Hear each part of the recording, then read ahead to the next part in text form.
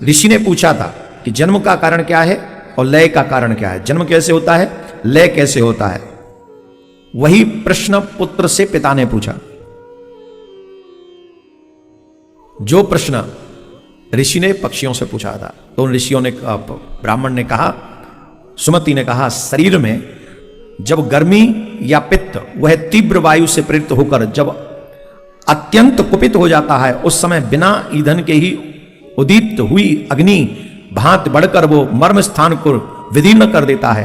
तत्पश्चात उदान नामक वायु ऊपर की ओर उठता है और खाए पिए हुए अन्न जल को नीचे की ओर जाने से रोक देता है। उस आपत्ति की अवस्था में उसको प्रसन्नता रहती है। जिससे पहले जल अन्न एवं रस का दान किया है, वह जिस पुरुष श्रद्धा से पवित्र किए हुए उस अन्न कारण द्वारा पहले अन्नदान किया है, वह उस रुग्ण अवस्था से अन्न के बिना भी तृप्त लाभ करता है। जिसने कभी मिथ्या भाषण नहीं किया, दो प्रेमियों के पारंपरिक प्रेम में बाधा नहीं डाली तथा जो वास्तविक और श्रद्धावान है, वह सुखपूर्वक मृत्यु को प्राप्त होता है। और जो देवता ब्राह्मण पूजा संलग्न रहते हैं, किसी की निंदा नहीं करते तथा सात्विक उदार और लज्जाशील होते हैं, ऐसे मनुष्य मृत्यु के समय कष्ट नहीं भोगते। जो कामना से, क्रोध से अथवा द्वेष के कारण धर्म का त्याग नहीं करते, वो शास्त्रों का आज्ञा का पालन करते हैं तथा सौम्य होते हैं, उनकी मृत्यु के समय सुख ही होता है, उनको दुख नहीं होता। जिन्होंने कभी जल का दान नहीं किया, उन मनुष्यों को मृत्यु काल उपस्थित होने पर अधिक जलन होती है तथा अन्नदान न करने वाले लोगों को उस समय भूख का भारी कष्ट भोगना पड़ता है। जो लोग जो जाड़े के दिनों में लकड़ी का दान करते हैं, वे शीत के कष्ट से बच जाते हैं। जो चंदन दान करते हैं, वे ताप पर विजय प्राप्त कर लेते हैं। जो किसी भी जीव को उद्वेग नहीं पहुंचाते, कष्ट नहीं पहुंचाते, वे मृत्यु काल में प्राण घातनी वेदना का अनुभव नहीं करते। मोह और अज्ञान फैलाने वाले लोग महान भय को प्राप्त होते हैं। नीच मनुष्य तीव्र वेदनाओं से पीड़ित होते रहते हैं। जो झूठी गवाही देते हैं, झूठ बोलते हैं, बुरी बातों का उपदेश देते हैं, वेदों की निंदा करते हैं, वे सब लोग मूर्छाग्रस्त होकर अपने प्राणों को त्याग करते हैं।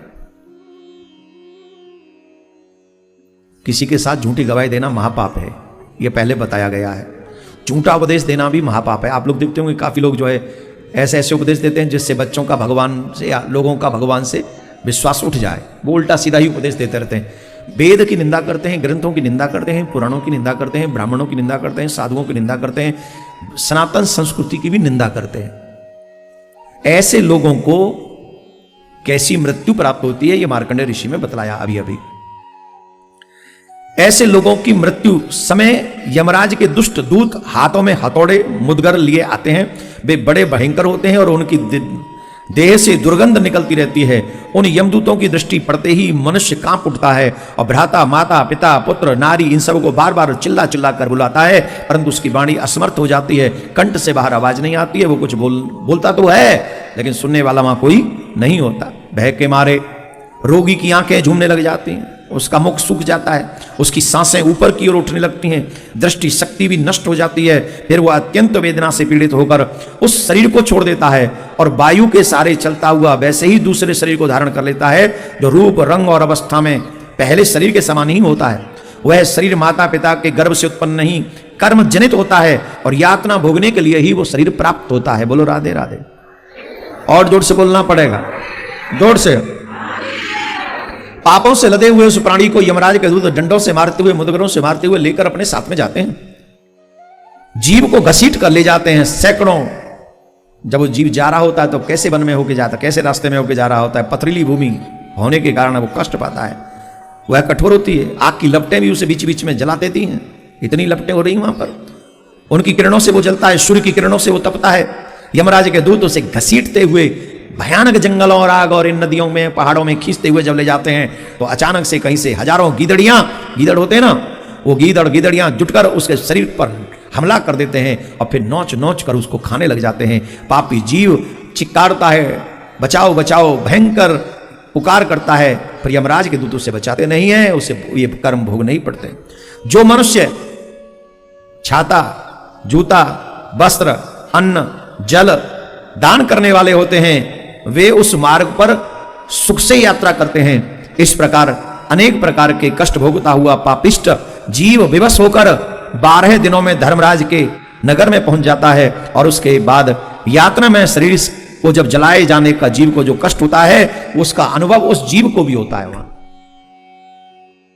मृत्यु के 12 दिन बीत जाने के पश्चात यमपुरी की ओर खींचकर ले जाने वाले जीव को अपने सामने यमराज के नगर में लेके जाते हैं। तो वहां एक विशाल सभा में महान काला पर्वत ऐसे विराजमान, स्वयं यमराज विराजमान होते हैं, एकदम काजल जैसे हैं, कंजल उनका स्वरूप है, भयानक उनका रूप है, भयानक उनका स्वरूप है। उस स्वरूप को देखकर ही वो पापी पापिष्ट डर जाता है, बहुत कष्ट पाता है। उसका वर्णन इसमें किया गया है। रौरव नरक की लंबाई चौड़ाई 2000 योजन की है। वहां एक गड्ढे के रूप में वो रौरव नरक एक गड्ढे के रूप में है जिसकी गहराई घुटनों की बराबर है और वह नरक अत्यंत दुस्तर है।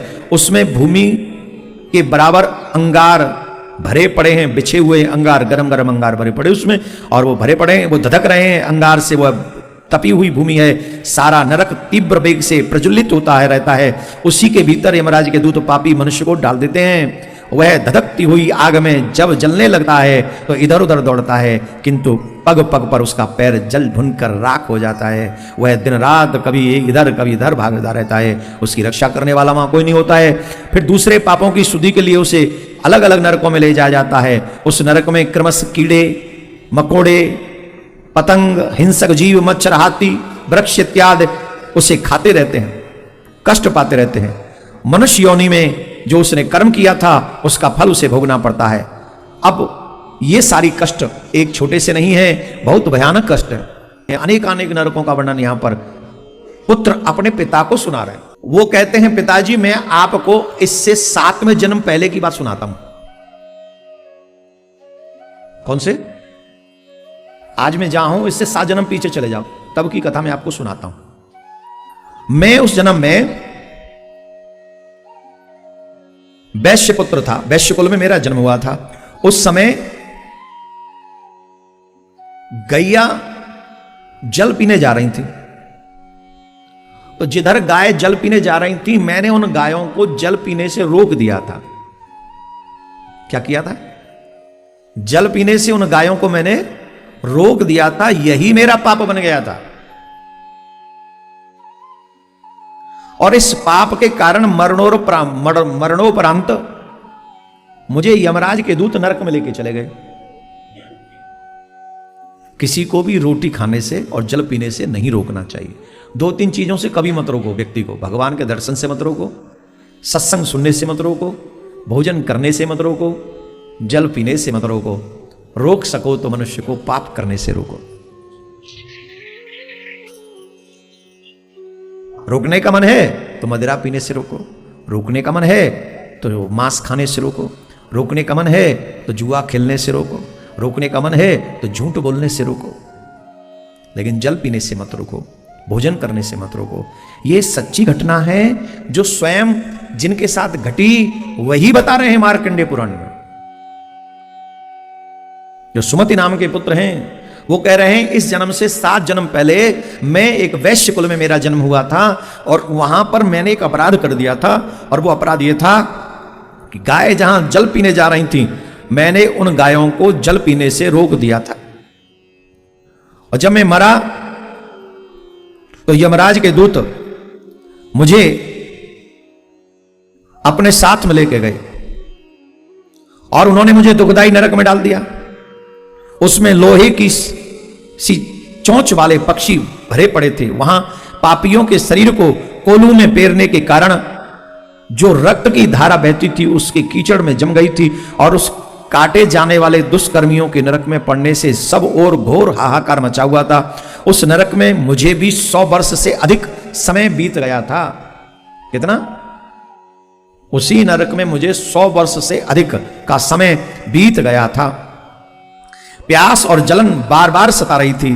तदनंतर एक दिन सहसा वहां पर चारों तरफ तो आग ही आग थी, कष्ट ही कष्ट था चारों तरफ। तो वहां आग कीचड़ यही सब मनुष्य को दुख देने वाला ही था, जीव को वहां दुख देने वाला था।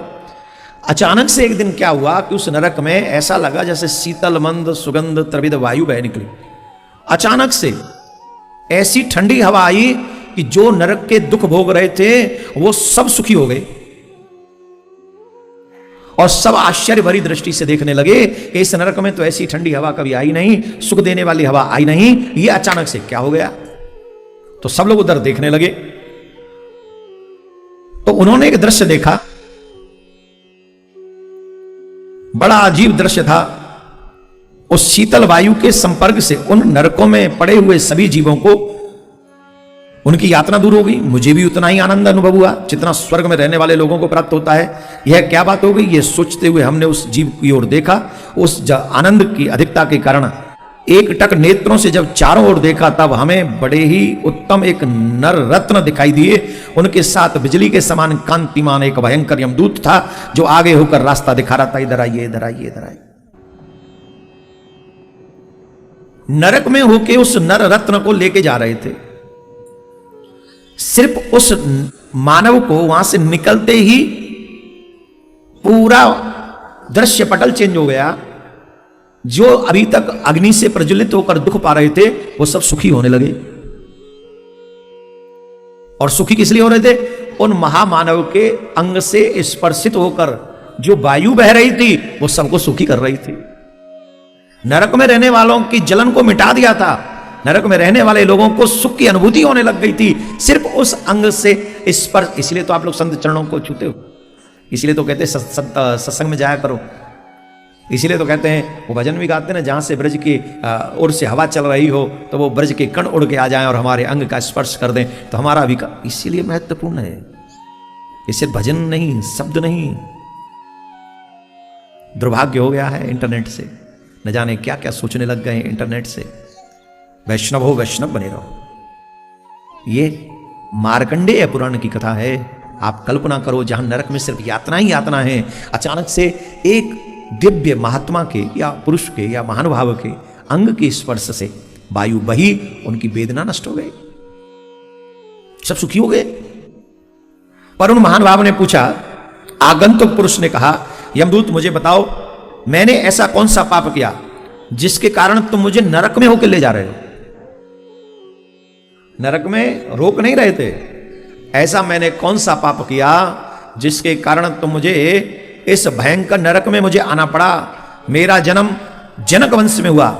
मैं विदेह देश में विपश्चित नाम से विख्यात राजा हुआ और प्रजाजनों का भली भांति भरण पोषण किया। मैंने बहुत से यज्ञ किए, धर्म के अनुसार पृथ्वी का पालन किया, कभी युद्ध में पीठ नहीं दिखाई तथा अतिथि को कभी भी मैंने निराश नहीं लौटाया। पितर, देवता, ऋषि और भृत्यों का सभी भाग मैंने यथा समय पर दिया, सभी ने ग्रहण किया। पराई स्त्री, पराई धन आदि की अभिलाषा मैंने कभी नहीं की। जैसे गौएं पानी पीने की इच्छा से स्वयं जलाशय की ओर चली जाती हैं, उसी प्रकार पर्व के समय पर, ध्यान से सुना, ये बहुत महत्वपूर्ण बात है, इसको जरा ध्यान सुनिए। पर्व के समय पर पितर, पुण्यतिथि आने पर देवता स्वयं ही अपना भाग लेने के लिए मनुष्य के पास आते हैं। जिस गृहस्थ के घर से लंबी सांस लेकर ये लोग लौट जाते हैं, अर्थात अतृप्त होकर लौट जाते हैं, कौन? यहां पर फिर एक से सुन लीजिए, आप लोगों ने सुना नहीं होगा ढंग से, हम विश्वास से कह रहे नहीं सुना होगा, फिर से सुनो। पर्व के आने पर पितृ,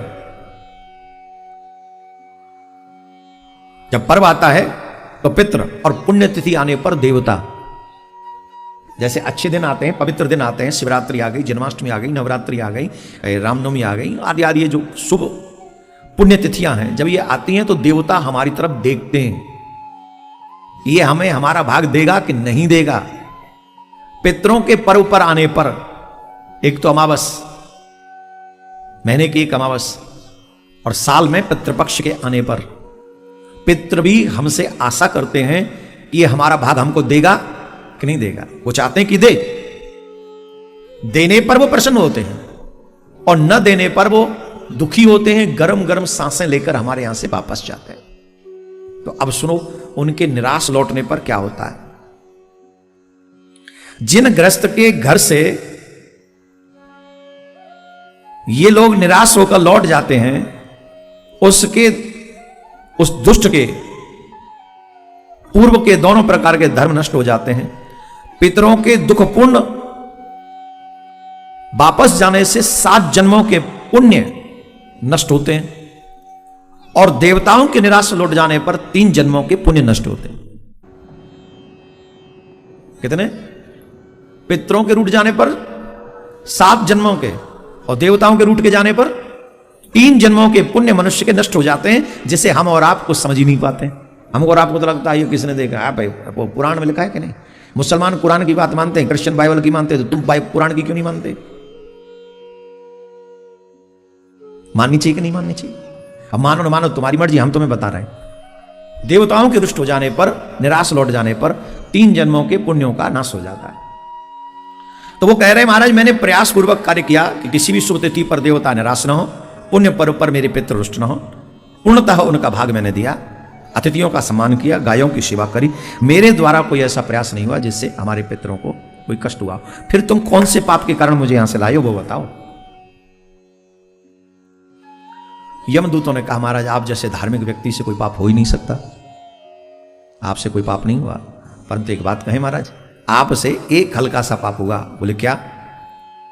विदर्भ राजकुमारी पीपरी जो आपकी पत्नी थी, एक समय ऋतुमती हुई थी, किंतु उस अवसर पर कैकेयी राजकुमारी सुशोभना में आप आसक्त होने के कारण अपनी उस विदर्भ राजकुमारी पीवरी के ऋतुकाल को निष्फल कर दिया था।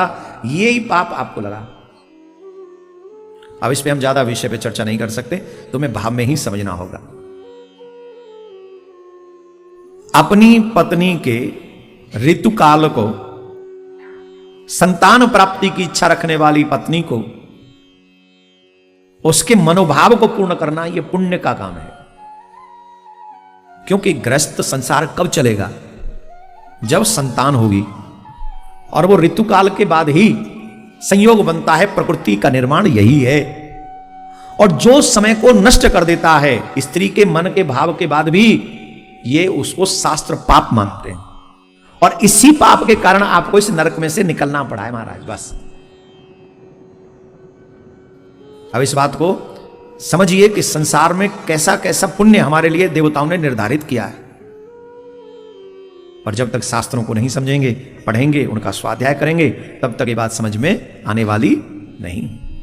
तो हमेशा पुरुषों को यह याद रखना चाहिए कि देवियों को सिर्फ दुख देने से ही संसार नहीं चलता, उनको सुख भी देना चाहिए। हर वो पति परायणा स्त्री सम्मान के योग्य है।